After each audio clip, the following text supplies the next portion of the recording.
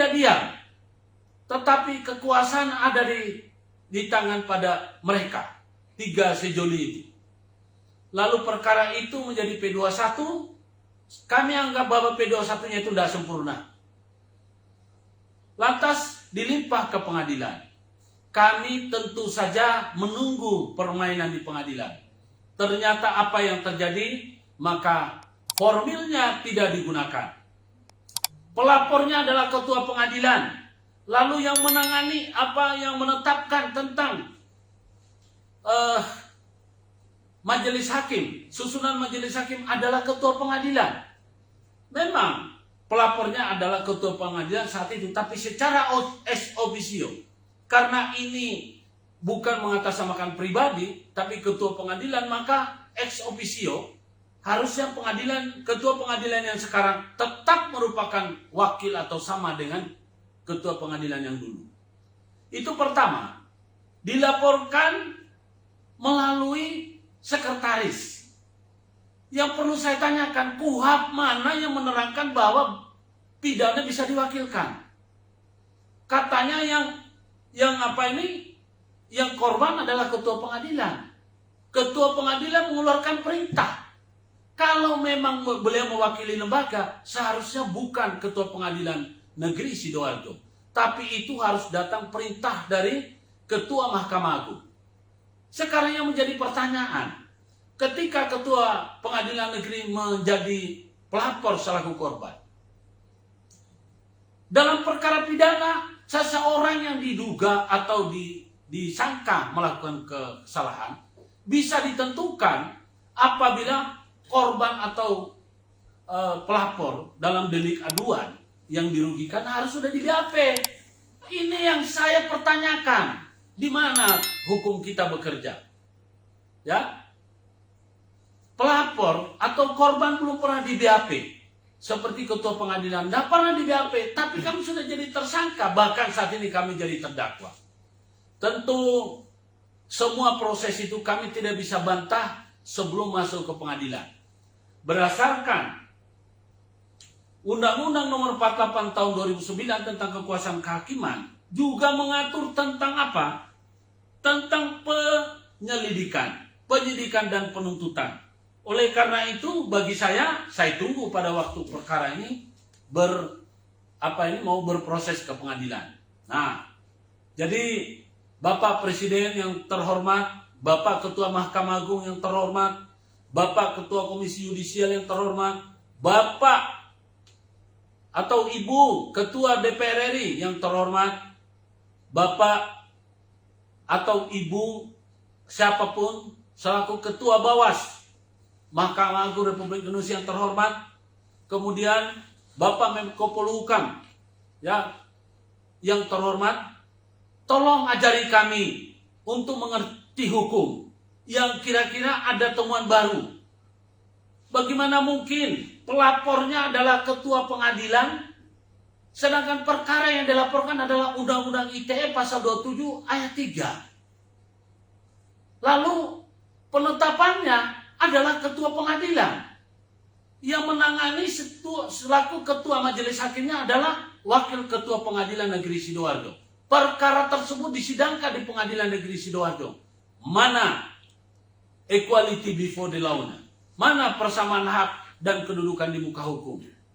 Dari mana kami bisa sebagai masyarakat mencari keadilan? Ini yang kami harapkan kepada bapak-bapak yang saya sudah sebutkan tadi. Tolong atensinya. DPR itu benar membuat aturan undang-undang, tapi mana pengawasannya? Saya bersuara di sini karena suara saya tidak pernah didengarkan. Saya mencoba melalui media sosial ini. Kalau saya melalui media sosial ini lantas orang hanya bisa tersinggung tanpa melihat substansinya, maka negara ini kacau balau kalau begitu modelnya.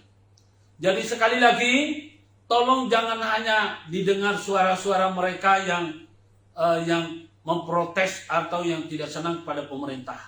Kami ini warga negara Indonesia juga yang sangat cinta pada NKRI. Kami menghormati pemerintah yang ada sekarang. Kami hanya menyerang atau melawan terhadap pihak-pihak yang telah dengan nyata menzolimi kami.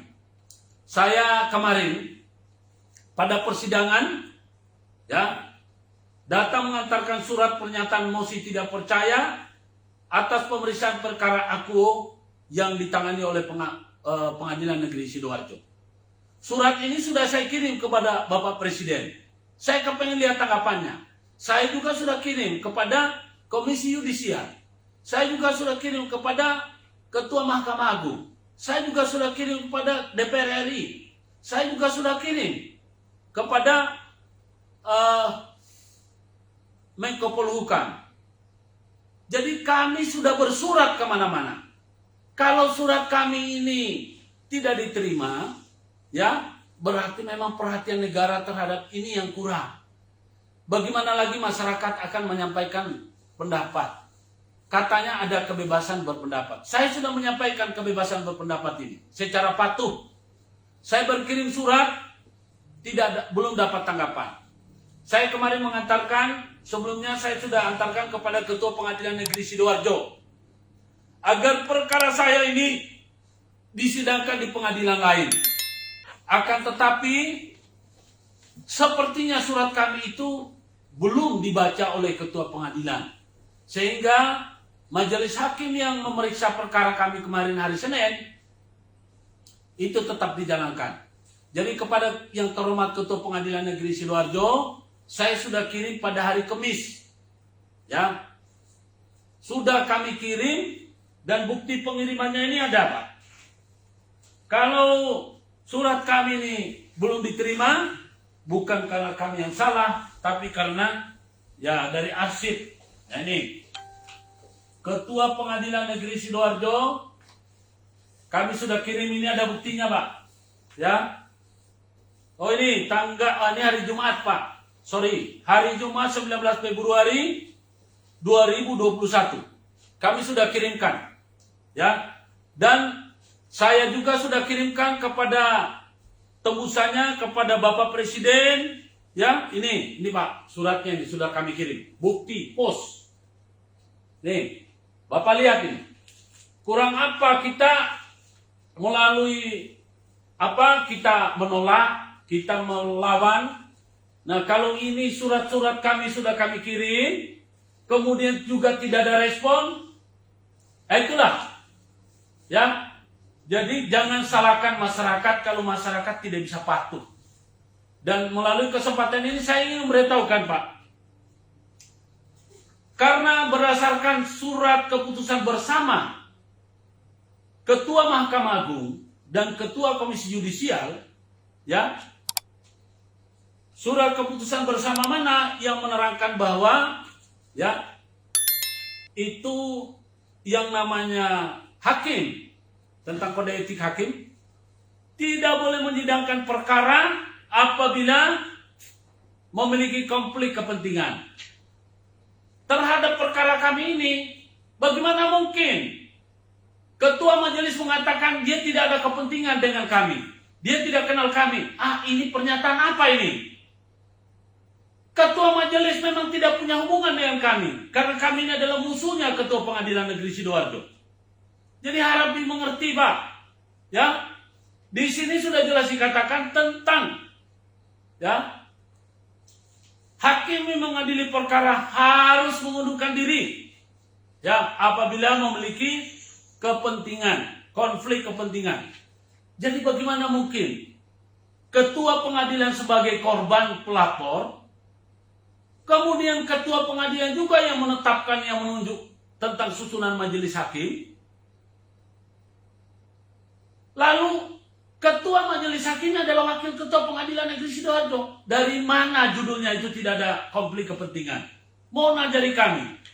Di sini saya benar-benar ingin menunjukkan kepada kita semua bahwa bahaya sekali negara ini kalau, ya, penegak hukumnya kayak seperti Majelis Hakim tidak ngerti aturan.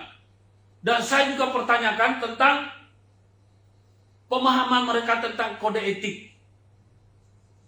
Saya melihat bahwa Majelis Hakim ini pertama tidak menghormati hukum acara, KUHP.